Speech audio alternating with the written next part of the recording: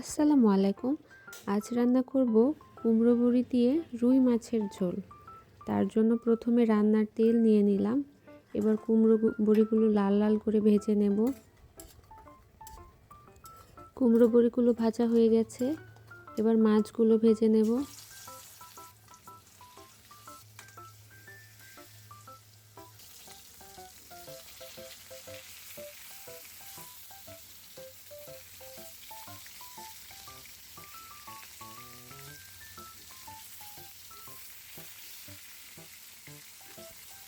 এই তো আমার মাছগুলো ভাজা হয়ে গেছে।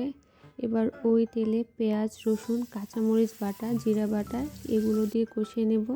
সাথে লবণ, মরিচের গুঁড়া, হলুদের গুঁড়া, ধনিয়ার গুঁড়া, সামান্য পানি দিয়ে ভালো মতো কষিয়ে নেব।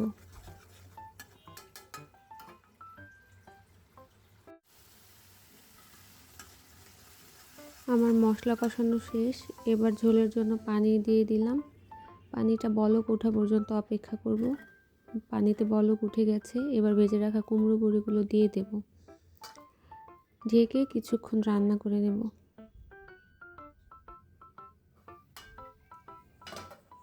কিছুক্ষণ রান্না করার পরে তার মধ্যে ভেজে রাখা মাছগুলো দিয়ে দেব।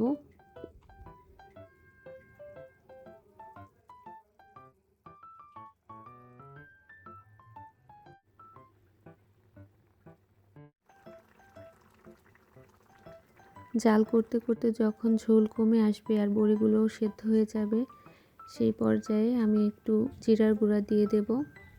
একটু হালকা হাতে নেড়ে চেড়ে নামিয়ে ফেলব। তৈরি হয়ে গেল আমাদের কুমড়ো বড়ি দিয়ে রুই মাছের ঝোল। শীতের দুপুরে গরম গরম ভাতের সাথে খেতে খুবই মজা।